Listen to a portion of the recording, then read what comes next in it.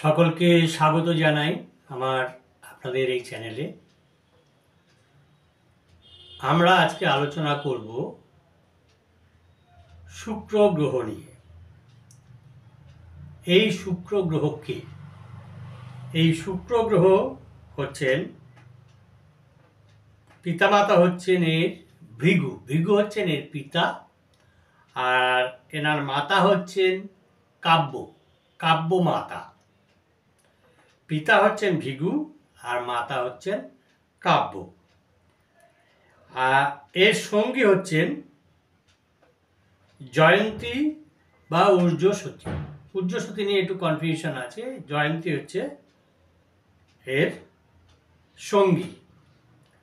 আর এর যে সন্তান, এর সন্তান হচ্ছে দেবযানী।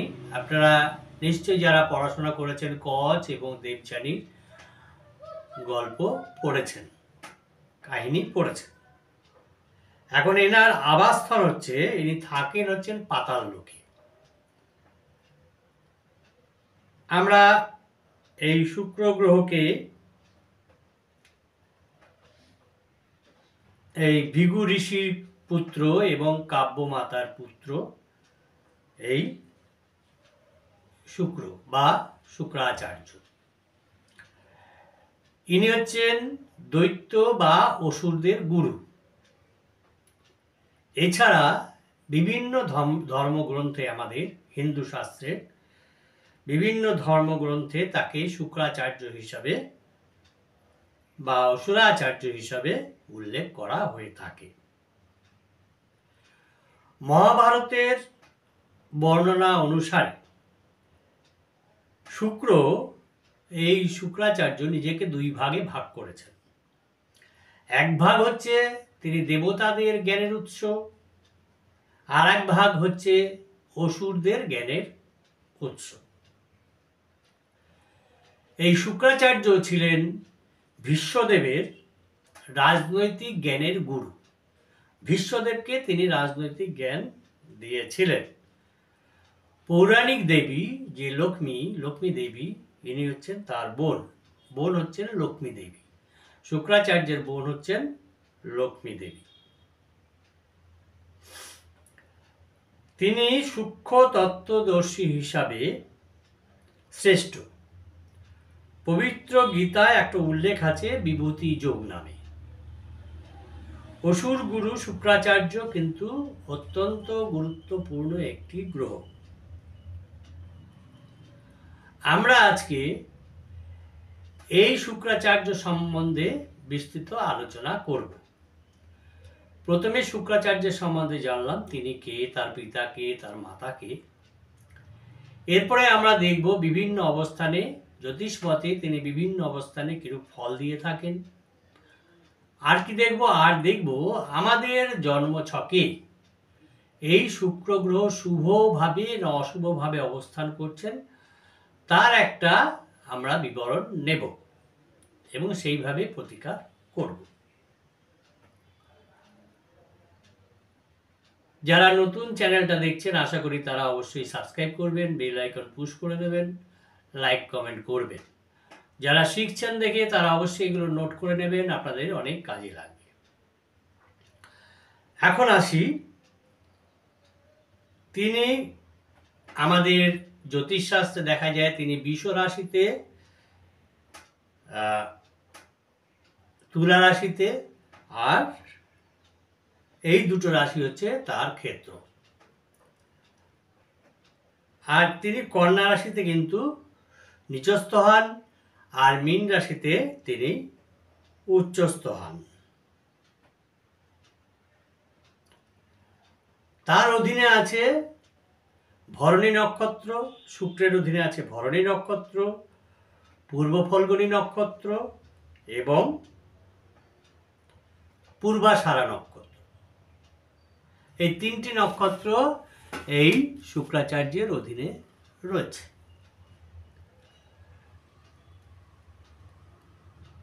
এখন একটা প্রবাদ আছে, এই বিষয়ে আমরা দেখি যে এই অসুর গুরু হচ্ছেন তিনি ভালোবাসা এবং শিল্প গ্রহের শিল্পের গ্রহ হিসাবে কিন্তু তিনি প্রসিদ্ধ। পশ্চিম আকাশে তিনি শুকতারা হিসাবে প্রকাশমান, এটা আমরা সবাই জানি, এবং সবথেকে তিনি উজ্জ্বল একটা গ্রহ। পুরাণ কথায় কথিত আছে যে একবার দেবতা আর অসুরদের যুদ্ধে অসুরদের আধিপত্য থাকায় দেবতারা তখন বিষ্ণুদেবের সাহায্য চান। বিষ্ণুদেব অসুরবধে উদ্যত হলে দেখেন যে কাব্যমাতাদের যে অসুররা কাব্যমাতার আশ্রয়ে সুরক্ষিত আছে,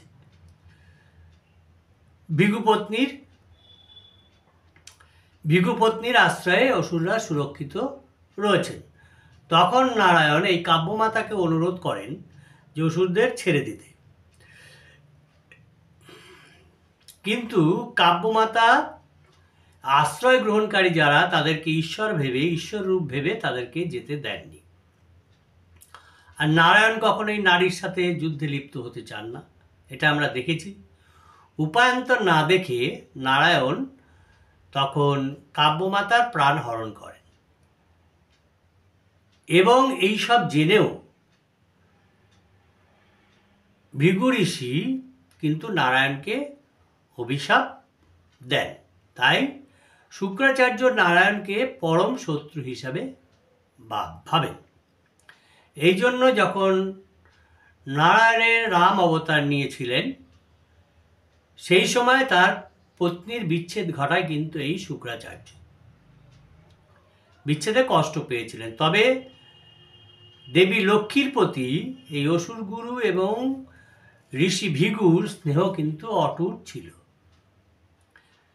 বিষ্ণুদেব যখন বামন অবতার গ্রহণ করেছিলেন, সেই সময় প্রহ্লাদ পুত্র রাজা বলির অহংকার চূর্ণ করতে স্ত্রীর কুটবুদ্ধিতে দাতা বলি ইন্দ্রদেবের স্বর্গরাজ্য কেড়ে নিয়ে অমর হতে চেয়েছিলেন, কিন্তু দেবতাদের অনুরোধে ভগবান বিষ্ণু অসুরদের শুক্রাচার্যের তত্ত্বাবধানে চলমান যজ্ঞে বামন রূপ ধরে দান চাইতে আসেন। এটা আমরা অনেকেই জানি। রাজা বলি আগেই প্রতিজ্ঞা করেছিলেন কি, যে যজ্ঞের সময় যদি কেউ দান চাইতে আসে, যদি দান গ্রহণ করতে চায়, তাহলে তিনি তাকে খালি হাতে ফেরত যেতে দেবেন না। যখন বিষ্ণুদেব বিরাট আকার ধারণ করে পৃথিবীতে পা রেখে পৃথিবীর সময় জমি দান করতে বললেন, তখন কিন্তু রাজা বলির এই দর্প চূর্ণ হয়ে যায়। কিন্তু অসুর গুরু সেটা মেনে নিতে পারেননি।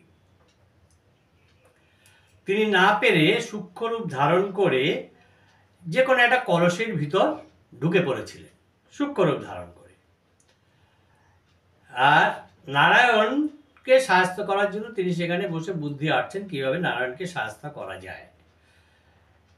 কিন্তু নারায়ণ তিনি জানতে পেরেছিলেন, তিনি তখন দুর্বাঘাসের রূপ নিয়ে সেই কলসের ভিতর প্রবেশ করে তার এক চোখ কানা করে দেন।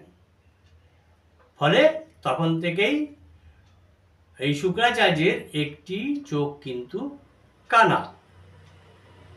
এবারে আমরা দেখব জ্যোতিষশাস্ত্রে এই শুক্রাচার্যকে মানে শুক্র গ্রহকে কিভাবে দেখা হয়েছে।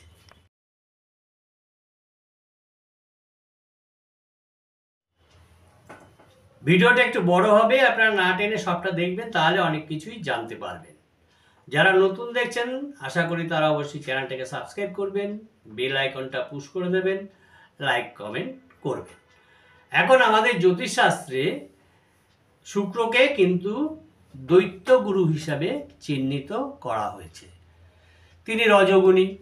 শুক্র কি দেয়? শুক্র হচ্ছে আমাদের এই জাগতিক পৃথিবীতে রূপ, রস, গন্ধ, স্পর্শ এই পৃথিবীকে ভোগ করার ক্ষমতা দান করে থাকে এই শুক্রাচার্য বা গ্রহ শুক্র। সেহেতু সাধনাজনিত যে বিভূতি, যেটা বিজ্ঞানের একটা আবিষ্কৃত বিষয় বস্তুর তিনি এই বিভূতির কারক। তিনি এই বিভূতির কারক। পৃথিবীর এই রূপ রস গন্ধ স্পর্শের যে পৃথিবী, তাকে ভোগ করার যে ক্ষমতা, এই ক্ষমতা দান করার কিন্তু এই শুক্রাচার্য তিনিই কারক।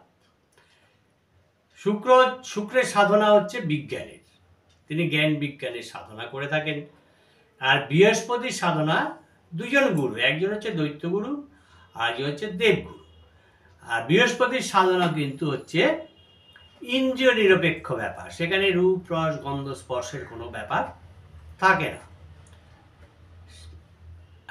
আর কাম প্রেম প্রীতি ভোগেচ্ছা এইগুলো হচ্ছে আমাদের পৃথিবীর ব্যাপার, পৃথিবীতেই এইগুলো আছে, এইগুলো হচ্ছে শুক্রের অধিকারে আছে। শুক্র, শুভ শুক্র, যদি শুক্র আমাদের জন্ম ছকে শুভ হয়ে থাকে, তাহলে এগুলির যথাযথ নিয়ন্ত্রণে মানুষ পার্থিব সম্পদে সুখী হতে পারে।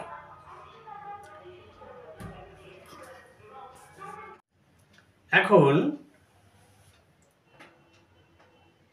শুক্র গ্রহ, শুভ শুক্র গ্রহ যে মন্ত্র বা শক্তি দান করেন, তাতে যদি পাপ গ্রহের কোনো প্রভাব পড়ে, তাহলে সেই মানুষ লোভী হয়ে থাকেন, কামান্ধ হন, মদগর্বিত হন এবং তারা একান্তভাবে ইন্দ্রিয়ের বশীভূত হয়ে পড়ে। মানব সভ্যতায় জ্ঞান বিজ্ঞানের যে মহতি দান, সেটা কিন্তু শুক্রেরই প্রভাবে হয়েছে এবং হচ্ছে, এখন পর্যন্ত হচ্ছে। মনে রাখতে হবে আমাদের যে শুভ অশুভ, শুভ শুক্র আর অশুভ শুক্র। এখন অশুভ শুক্র যদি নিচস্থ হয়, পাপপীড়িত হয় এবং দুর্বল হয়, তবে সেই শুক্র কিন্তু কোনো শুভ ফল দিতে পারবে না। এখন আমরা কি করে বুঝবো যে আমাদের জন্মছকে শুক্র শুভ আছে না অশুভ আছে? এটা বোঝার জন্য আমি অবস্থান শেষে কতগুলো জিনিস বলবো, সিমটম বলবো, সেই দেখে আপনারা বুঝতে পারবেন যে আপনাদের ছকে শুক্র শুভভাবে অবস্থান করছে না অশুভভাবে অবস্থান করছে। সুতরাং যখন ফলাদেশ করতে হবে, যারা শিক্ষার্থী তারা ওগুলো নোট করে নেবেন, সেইভাবে কিন্তু ফলাদেশ করতে হবে। যে কোনো গ্রহে যদি নিচস্থ হয়, শত্রু গৃহগত হয় কিংবা অস্ত্রগত হয় বা পরাজিত হয়, তাহলে কিন্তু তারা অশুভ হয়ে পড়ে। এখন যদি লগ্নভাবে বা দেহভাবে এই শুক্র অবস্থান করে থাকে, তাহলে সেই শুক্র কি ফল দিয়ে থাকে? লগ্নে অথবা দেহভাবে যদি এই শুক্র থাকে, যদি শুভ হয়, তাহলে যে জাতক জাতিকার থাকবে, সেই জাতক জাতিকাকে সৌন্দর্য শ্রী দেবে একটা, এবং তাকে মধুর বাক্য দান করার ক্ষমতা দেবে। সে যখন কথা বলবে সেটা সুন্দর শোনাবে, এবং এই সমস্ত জাতক জাতিকার প্রতি, জাতকের প্রতি রমণীরা আকৃষ্ট হবেন এবং জাতিকার প্রতি পুরুষ সহজেই আকৃষ্ট হয়ে থাকে। এবার দ্বিতীয় বা ধনভাবে যদি শুক্র থাকে, অবস্থান করে জন্মছকে, তাহলে সেই জাতক জাতিকাকে মিষ্টি বাক্য, সুমধুর ব্যবহার, সঙ্গীত কলাদি বিদ্যায় অনুরক্তি এনে দেয়, অনুপ্রেরণা যোগায় শেখার জন্য, এবং সেই সমস্ত জাতক জাতিকার ধর্মানুরক্তি হয়, তারা ধর্মে বিশ্বাস করে এবং তাদের জাতকদের কামিনী জন প্রিয় করে থাকে, জাতিকাকেও তদ্রূপ করে থাকে। তৃতীয় বা ভাতৃভাবে যদি এই শুক্রের অবস্থান করে, তাহলে যে সমস্ত জাতক জাতিকার থাকবে তারা কাতর স্বভাব বিশিষ্ট হবে, দুর্বল চিত্ত বিশিষ্ট হয়ে থাকবে এবং স্ত্রীজনে বা পুরুষজনে অনুরক্ত হবে এবং তারা কুকার্যে রত হবে। এবং জাতকের স্ত্রী অল্প প্রসূতা হয়ে থাকবে এবং সেই জাতক সুন্দর ভগ্নিযুক্ত হয়ে থাকে। যদি চতুর্থ স্থানে বা বিদ্যাস্থানে এই শুক্র অবস্থান করে, তাহলে সেই জাতক বা জাতিকা বহু বন্ধুযুক্ত হয়ে থাকে, তারা যানবাহনের বা গৃহাদির অধিকারী হয়, তারা সুখী হয়। কিন্তু এইরূপ জাতক দেখা যায় তারা ছোটবেলা থেকেই, বাল্যকাল থেকেই তাদের মাতার পরিপালক হয়ে থাকে, মাতার দেখাশোনা করে থাকে। পঞ্চম স্থানে যদি এই শুক্র থাকে, তাহলে জাতকের কবিত্ব শক্তির বিকাশ হয়ে থাকে। সেই জাতক কাব্যকলা রসজ্ঞ হয়, ধনবান হয়, রাজকার্যে নিযুক্ত হয় এবং তারা সেই জাতক পুত্র কন্যা যুক্ত হয়ে থাকে। যদি ষষ্ঠে বা রিপুস্থানে এই শুক্র থেকে থাকে, তাহলে সেই জাতক জাতিকা কুমন্ত্রণায় প্রভাব প্রতিপত্তি যেটা সে তৈরি করেছে নিজে খেটে, সেইগুলো দেখা যায় যে সেই কুমন্ত্রণায় প্রভাব প্রতিপত্তি নষ্ট হয়ে যাচ্ছে এবং গুরুজনরা তার প্রতি বিরুদ্ধ আচরণ করছে। সে যেটা বলছে সেটা তারা মানছে না, এবার সে যেটা বলছে তার বিপরীত জিনিস তারা করতে বলছে। এবং দেখা যায় সেই জাতক নারী শত্রু কর্তৃক উৎপীড়িত হয়ে থাকে। কিন্তু সেই জাতক জাতিকাকে দেখা যায় তারা সৎকার্যে কিন্তু ব্যয়শীল হয়ে থাকে। যদি তুঙ্গ অবস্থায় শুক্র ষষ্ঠে থাকে, তাহলে সেই জাতক জাতিকাকে লক্ষ্মীযুক্ত এবং শত্রুজয়ী করে থাকে। যদি সপ্তমে বা জায়াভাবে বা প্রতিভাবে এই শুক্র থাকে, তাহলে সেই জাতক জাতিকা ধনবান বা ধনবতী, কলাকুশলী হয়ে থাকে, পুত্রবান হয়। আর সেই জাতক বিলাসী এবং বার্ধক্যেও স্ত্রীজনে অনুরক্ত হয়ে থাকে। অষ্টম স্থানে অষ্টম মানে নিধস্থান, এই নিধস্থানে যদি শুক্র থাকে, সেই শুক্র যদি বলবান হয়ে থাকে, তাহলে সেই জাতক ক্রিয়াবান হয়, পশুপালন ব্যবসায় দক্ষ হয়, নৃত্যগীতে অনুরক্ত হয়ে থাকে, জাতিকার ক্ষেত্রে সমানভাবে প্রযোজ্য। কিন্তু স্ত্রী পুত্র বিষয়ে সে অসুখী বা উদ্বিগ্ন চিত্ত হয়ে থাকে। নবমে বা ভাগ্যস্থানে যদি এই শুক্র থাকে, তাহলে জাতক বা জাতিকা আত্মনির্ভরশীল হয়ে থাকে, অতিথিপরায়ণ হয়, ভাগ্যবান হয়, উদার হয়, কিন্তু অক্রোধীয় হয়, তার ক্রোধ থাকে না যদি নবম স্থানে শুক্র থেকে থাকে। এইরূপ ব্যক্তির দ্বারা কিন্তু এই সমস্ত জাতক জাতিকার দ্বারা বহু লোক উপকৃত হয়ে থাকে। কিন্তু সেই জাতক জাতিকা কিন্তু নিজের স্বার্থ সম্বন্ধে সচেতন থাকে। এবার দশম স্থানে যদি এই শুক্র থাকে, তাহলে যে সমস্ত জাতক জাতিকা থাকবে কর্মভাবে যদি থাকে, দেখা যায় সেই জাতক জাতিকা মহাভোগী হয়। সে পতি পত্নী সুখ, জাতক জাতিকা পতি সুখ এবং জাতক পত্নী সুখে সুখী হয়ে থাকে এবং ধনবান বা ধনবতী হয়ে থাকে এবং তার প্রতিষ্ঠার জন্য সে বহু অনুগত জনের সৃষ্টি করে থাকে। কিন্তু জাতক বা জাতিকা নেত্র রোগে কষ্ট পেয়ে থাকে। একাদশে বা লাভস্থানে যদি এই শুক্র থেকে থাকে, তাহলে সেই জাতক জাতিকা মর্যাদা সম্পন্ন হয়ে থাকে, আয়শীল হয়ে থাকে, প্রফুল্ল চিত্ত হয়, সুখী হয়। এবং এই শুক্র, এই যে একাদশের শুক্র, এই কিন্তু বিদ্যা বিষয়ে খুব শুভ ভাব এনে দেয়। দ্বাদশে বা ব্যয়স্থানে যদি শুক্র থাকে, তাহলে ধনহানি হয়, স্বজন বন্ধু সহ বিরোধ হয় এবং উদ্বিগ্ন চিত্ত করে, স্নায়ু সংক্রান্ত পীড়ায় সে ভোগে এবং ফুসফুস বা হৃৎপিণ্ড ঘটিত দুর্বলতায় সে ভোগে এবং তাকে পীড়িত করে থাকে। এবারে আমরা দেখব যে আমাদের জন্মছকে এই শুক্র শুভ কি অশুভ কিভাবে আমরা বুঝব।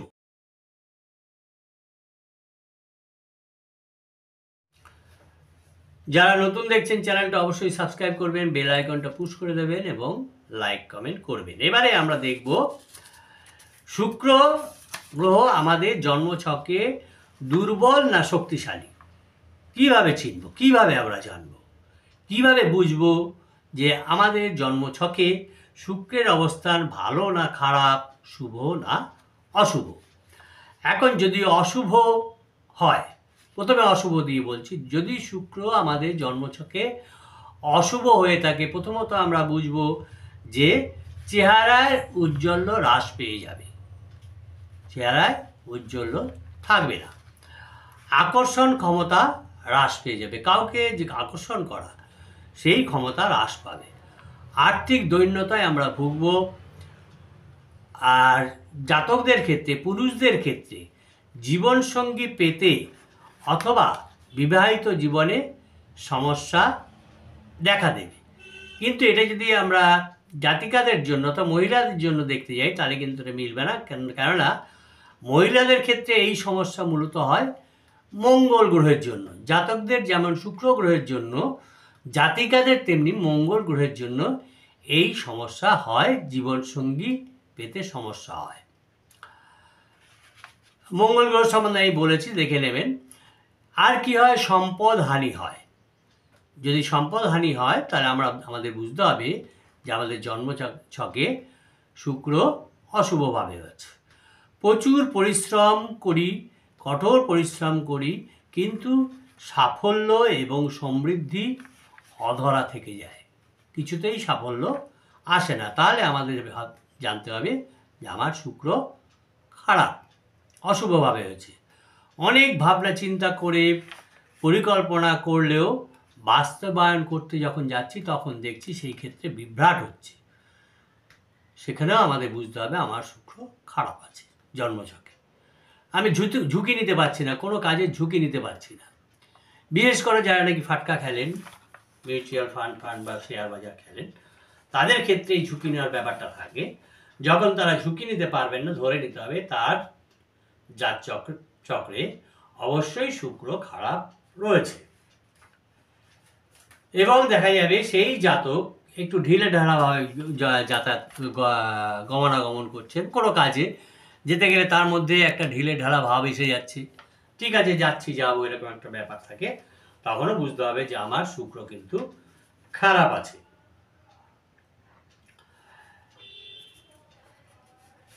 তারপরে পোশাক পরিচ্ছদ দিয়ে কিন্তু একটা ভালো জিনিস বোঝা যায়। যদি পোশাক পরিচ্ছদে রুচি বা পারিপাট্যের অভাব থাকে, আমি আমার যেমন তোমার একটা পোশাক পরলাম, যদি এরকম মনোভাব হয় তখন আমার ধরে নিতে হবে যে আমার জন্মছকে শুক্র কিন্তু শুভ নেই।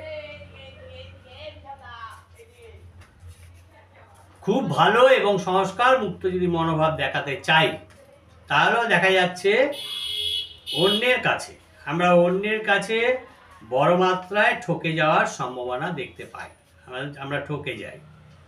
কোনো জিনিসের সিদ্ধান্ত নিতে দেরি করা, চট করে আমরা সিদ্ধান্ত নিতে পারি না, সেক্ষেত্রে ভাবতে হবে যে আমার শুক্র শুভ নেই।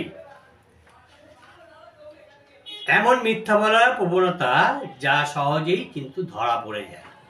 অনেকের মিথ্যা বলার প্রবণতা থাকে কিন্তু ধরা পড়ে যান, সেক্ষেত্রে বুঝতে হবে যে আমার শুক্র খারাপ আছে।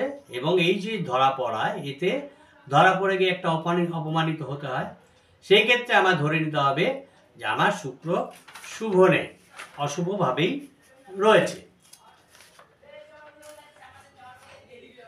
এখন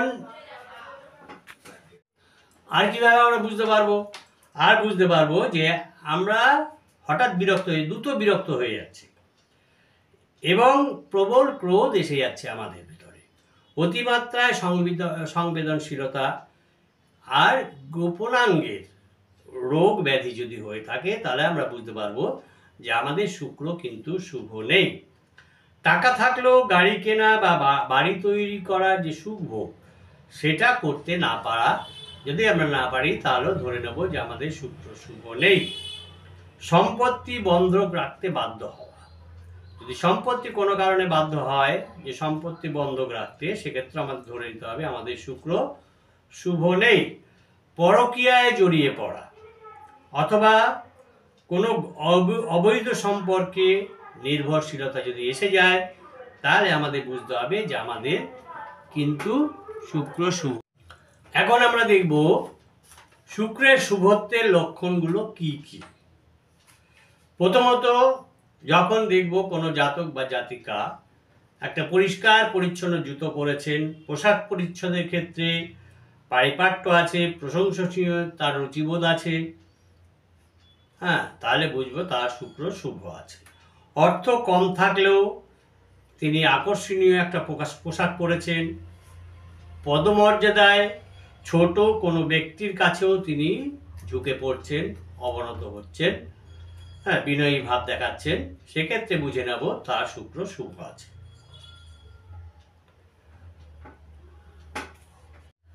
সব ধরনের কাজ করতে রাজি হয়ে যাওয়া, নিজে ভুল করেও যদি তার জীবন সঙ্গী বা সঙ্গিনীর সুখ পাওয়া, নিজে ভুল করেছে অথচ তার যে জীবন সঙ্গী বা সঙ্গিনী তিনি সুখী হচ্ছেন, সেটা যদি পাওয়া যায় সেক্ষেত্রে বুঝতে হবে যে তার শুক্র শুভ আছে। মনের ভিতর যতই ঝড় বয়ে যাক, বাইরে কিন্তু অত্যন্ত নরম মনোভাব যদি প্রদর্শন করতে পারি আমরা, তাহলে বুঝবো আমাদের শুক্র শুভ রয়েছে। বাড়িতে এটা একটা ভালো সিমটম, বাড়িতে কোনো ঔষধির পাতা, হ্যাঁ, যদি পড়ে না থাকে, আমরা অনেকেই টেবিলে এখানে ওখানে ছড়িয়ে রাখি, সেই সব যদি পড়ে না থাকে বুঝতে হবে আমরা গুছিয়ে রাখি বা যেটা খালি হয়েছে সেটা ফেলে দিই, তাহলে বুঝতে হবে আমার শুক্র শুভভাবেই আছে। আত্মসম্মান বা আত্মমর্যাদা রক্ষার জন্য যদি আমরা আদালতের দ্বারস্থ না হই, অর্থাৎ হচ্ছে মানহানির মামলা না করি বা মামলা না আসে আমাদের ক্ষেত্রে, তাহলে আমাদের বুঝতে হবে আমাদের শুক্র শুভ আছে। শত্রুতা থাকলেও যদি শত্রুর সঙ্গে বন্ধুত্ব করে সব খারাপ যদি আমরা ম্যানেজ করে নিতে পারি, শত্রুতার অবসান ঘটিয়ে, তাহলে বুঝবো আমার শুক্র ভালো আছে। মনে দুঃখ জিয়ে না রেখে যেভাবেই হোক জীবনটাকে যদি উপভোগ করতে পারি আমরা করি বা করতে পারি, তাহলে বুঝতে পারবো আমাদের শুক্র শুভ আছে। এখন এই শুক্রের প্রতিকার বিভিন্নভাবে করা যায়। প্রথমত যদি আমরা ডায়মন্ড পড়ি তাহলে শুক্রের প্রতিকার হয়, যদি মূল পড়ি তাহলে আমাদের পড়তে হবে বৃদ্ধ দ্বারকের মূল বা রাম বসাকের মূল, এটা পড়লেও হয়। 4টে করে মূল পড়তে হয় সাদা সুতোয়। আর হচ্ছে